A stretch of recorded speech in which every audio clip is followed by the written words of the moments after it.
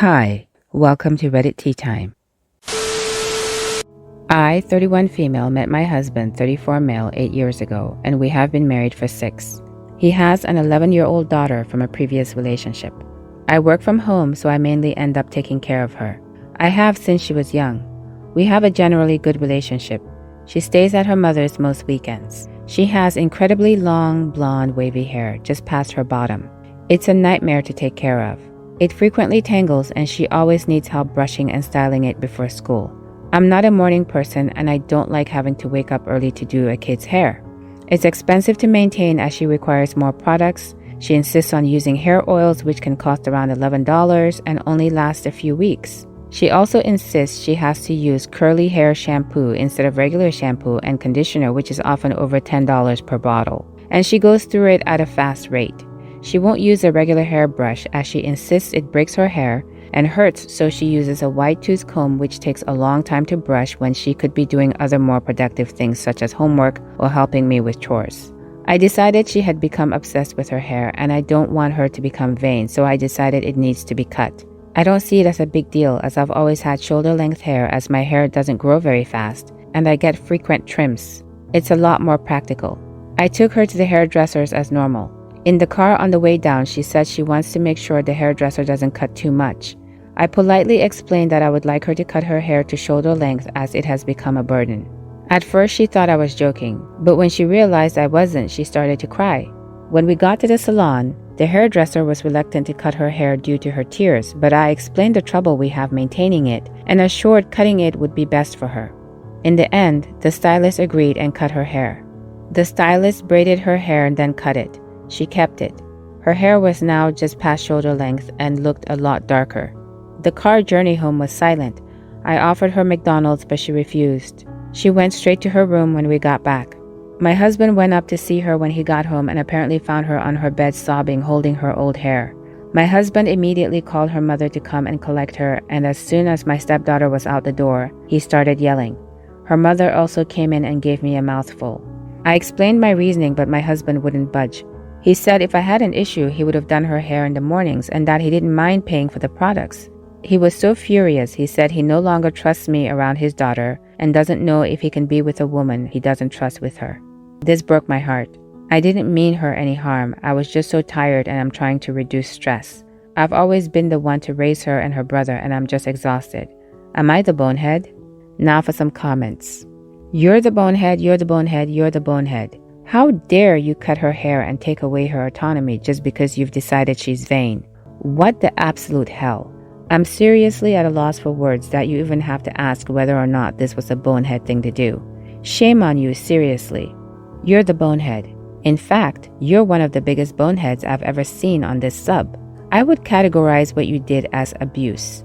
The child didn't want her hair cut. The salon didn't want to do it, and you just couldn't be bothered to speak to one of the girl's parents, both of whom have a relationship with her. You made her hair all about your opinions. On top of that, what you describe as being somehow a pain in the butt, special products, combs, etc., is actually a very clear indication that the girl has been taking care of her hair well. It's not like she just let it grow and did nothing to maintain it. How dare you make this all about you? Who the F cares if you don't like combing her hair in the morning? The solution to that is to either have her do it herself or talk to her father. Cutting off the hair based on your own conveniences and taste is absolutely abhorrent. You abused the child just so you could sleep a little longer in the morning. You are an enormous, entitled, uncaring bonehead. I hope for that child's sake that your husband wakes up to what kind of person you are and cuts you off entirely. You could give the Disney villains a run for their money. Holy cow, you're the bonehead. You're the bonehead. You did this without the child's parents' knowledge or consent. You did it without the child's consent. If the routine was causing problems for you, you should have talked to your husband, not arbitrarily decided that you got to choose her hair length. Your husband is right. He can't trust you with her. Be prepared for a divorce. My sister and I have both been huge fans of Pokemon games and anime since we were little. When Sun and Moon came out, she pretty much immediately fell in love with one of the Pokemon released that year, Rowlet. She's obsessed with this creature. She has 2 shelves full of Rowlet plushies and figurines. I even bought her one of those Rowlett-themed armchairs as a gag gift for her birthday. In all honesty, I thought it was a funny little obsession. When she found out she was pregnant, she got a bunch of Pokemon-themed posters and plushies, even somehow managed to get a Rowlett-themed baby blanket shipped in from Japan. She's due in 4 weeks and told me yesterday that she intends for her kid's middle name to be Rowlett. I honestly thought it was a joke at first and laughed, but she was being entirely serious. She says a middle name's not a big deal, that it's not like people will call him that in school or at work, and most people wouldn't even know what Rowlett is, since it's not as well known as something like Pikachu. I tried to dissuade her, saying it's ridiculous to name a baby after a cartoon owl, that Pokemon isn't exactly obscure media, and that eventually someone would find out. She's adamant that it won't affect him, since she says nobody will even call him that and she wants to name the baby after something she loves. I told her she was being an idiot and was potentially ruining the baby's life and left. She seemed very annoyed with me and told me it was her baby and her decision. When I tried calling her today, she wouldn't answer. I don't know if I'm being too harsh. She's right that people aren't often known by their middle names, so it may not affect the kid at all. I just can't shake off how absolutely ridiculous it is. So am I the bonehead for telling her not to name her kid Rowlett? Now for some comments. Info. Does she plan to change the kid's name to Dartrix when they hit puberty? For real, you're the bonehead. It's a middle name. It doesn't matter. You're the bonehead. I guarantee you that 99% of the people on the planet don't know or care what Rowlett is. And it's not any weirder or more bizarre than any other name people give their children. This child's life absolutely will not be ruined by having the middle name. The name they likely won't be called to be the same as the name of a super obscure Pokemon that most people have never heard of. I can't say anything. I have an idiot friend I still hang out with who gave their kid the middle name Wait For It. Rowlett isn't too bad though. There's lots of places named Rowlett. A town in Texas, for example, which is named after a person, so at least it's also an actual people name. I can't stand people who do this. Get a pet and name them after your fandom. Get a tattoo, a huge one if you want, so that everyone can know how big a fan you are. But don't treat your kid's name like you're putting a bumper sticker on a car or a poster on the wall. They have to live with that ish middle name or not. Not the bonehead, but now that you've said it, I would drop it. I had a friend that gave their son the middle name Danger. LOL, I love it. And most importantly, the kid also loves it. He uses it as his first name sometimes. But now that he's a teen, he uses the whole Danger is my middle name when meeting girls and they eat that ish up. I'm jealous. LOL, my co-worker named their child Onyx after the Pokemon and everyone thinks it's an awesome name. I think it's unique, but How I Met Your Mother is an awesome show. My boyfriend's brother-in-law's name is Luke, and his middle name is Skywalker. Rowlett is tame. My 22 female best friend Jenny, 23 female, just recently had a baby with her husband Tom, 25 male. My boyfriend and I got to meet their baby boy for the first time last weekend when they came over to our flat for dinner.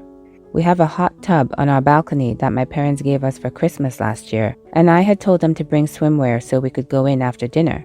My boyfriend wasn't up for it, so he held the baby while us three got ready to go in the tub. Jenny was the last person to get changed and came out of the bathroom in a bikini.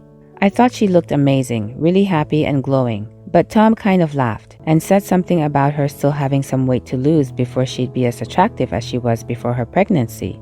I was a bit stunned by the comment, and even though Jenny didn't say anything, her smile disappeared and she looked obviously uncomfortable. She and I had talked about her struggling with her weight gain during her pregnancy, and I thought Tom's comment was more than insensitive.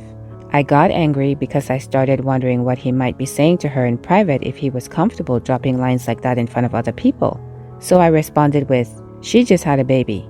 What's your excuse?" The dude has a hefty beer belly and a double chin, but he thinks he can joke about a new mom's weight? He got really defensive and told me that I need to learn how to take a joke before stomping off to the hot tub. Jenny chuckled at my comment and I thought that was that. But when they left for the night, my boyfriend pulled me aside and told me to keep my nose out of other people's business. I don't think I was entirely in the wrong, but my boyfriend told me I shouldn't have reacted at all because it really wasn't my business, and I think Tom's reaction speaks for itself, and it makes me wonder whether I might have been the idiot in that situation. Now for some comments. Not the bonehead. Insulting your partner in front of other people deserves a calling out. Edit. Good for you, OP. Keep fighting the good fight. The only way to stop a bully is to throw whatever they're giving right back in their smug face. We cannot tolerate the intolerable. Love y'all, stay safe. Not the bonehead. You weren't just sticking up for your friend. You personally objected to his statement. He made it your business when he said it in front of you. As someone who used to be the meek type who wouldn't stick up for themselves, thank you. The world would be a better place if more people shot down idiot comments in public, in the moment. Not the bonehead. Classic, it was just a joke when in reality it was a passive-aggressive teardown. Not the bonehead.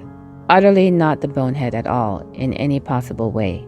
If your friend's husband wants to make demeaning comments about people's weight, then he can bloody well receive them too. If he doesn't like it, then he can either learn to keep his pie hole shut or he can F off. Your own boyfriend is a coward too. Bottom line, your friend's husband stole her happiness for his own amusement, and you replaced it by stealing his, which amused her and angered him. In other words, he broke even, but is being butthurt like a child about it anyway. He's not upset over your weight comment. He's upset because you wouldn't let him get away with being a jerk to your best friend. You're a good person for recognizing that nonsense for what it was and rightfully sticking up for your friend. Tell anyone who tries to make you regret this choice to F off. Welcome to the illuminating world of sticking up for what's right, where you learn who in your life is good and who in your life isn't. Not the bonehead. Of course you're not the bonehead. You were supporting your best friend when her husband said something extremely offensive and hurtful about her in your presence. Unless she has previously asked you not to say anything, you were being a good friend. To be honest, your boyfriend sounds like a bonehead. That's your best friend and he should respect your judgment of the situation more than his own. Not to mention that if your best friend didn't have anything to say about it, why didn't your boyfriend keep his own nose out of it? My friend moved in with me and my 3-year-old a couple of months ago with her 4-year-old and cat. She's mostly only here when she has her kid, but the days the kid is with her dad, my friend is hardly ever here and is over at her boyfriend's house. She does come to make sure the litter is cleaned and the cats, because I have a cat too, are fed before she leaves, but she's really never here. It was an entire month of her leaving the house right after getting home from work, spending some time with the cat, then going straight to her boyfriend's. Most nights, she doesn't even sleep here. She was starting to leave when I asked her if she was going to her boyfriend's. She said yes, then grabbed her keys. I stopped her and said we really need to talk about her constantly at her boyfriend's. She said, "What is there to talk about?" I told her that I didn't appreciate her going there almost every day if she was going to live here, and that there needs to be boundaries. My friend said how she is there every night that she has her kid, and that she only leaves when she doesn't because that's the only time she can see him. She stated that she would invite him here, but she wants to be courteous to myself and my son, so she just goes over there and ends up staying the night so that she isn't coming through the door very late when my son is sleeping. She asked if this was about her leaving the cat there some days, and mentioned that this was not something I told her would be an issue when establishing house rules. I told her it wasn't about the cat. It was about her never or hardly being here for days at a time when she lives here. She said she wasn't gonna just not see her boyfriend and didn't understand the issue and then walked away. This made me feel confused, and now I'm wondering if I might be wrong. Am I the bonehead? Edited to add, she has also said that she shouldn't have to adjust her social life just because she moved in. But I've told her it's my house. I have rules and boundaries. She's moved into it, and I feel like she can move in with her boyfriend if this is really a problem. Now for some comments. You're the bonehead. If she's paying rent, taking care of the pets and her baby, you don't get to tell her anything. You're the bonehead. How does it hurt you if she's not there? She's taking care of all her responsibilities. Just because you use the word boundaries doesn't mean you're being reasonable. I don't understand the issue either. I just read somewhere that boundaries are limits you set for yourself. Control is limits you set for others. There is no reason for you to have any control over where she spends her time. Why do you need her to be home? If you would like to spend some time with her as your friend, then you should just tell her that instead of trying to control where she spends her time. Having a roommate who is hardly home seems like a dream situation to me, unless the reason for having one is for companionship. This is easily the dumbest thing I've read all day. You're the bonehead. She's not your teenage daughter.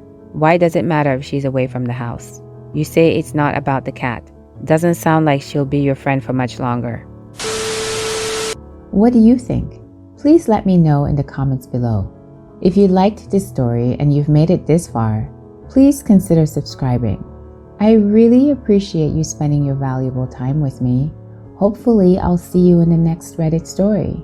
In the meantime, please take care of yourself. Bye for now.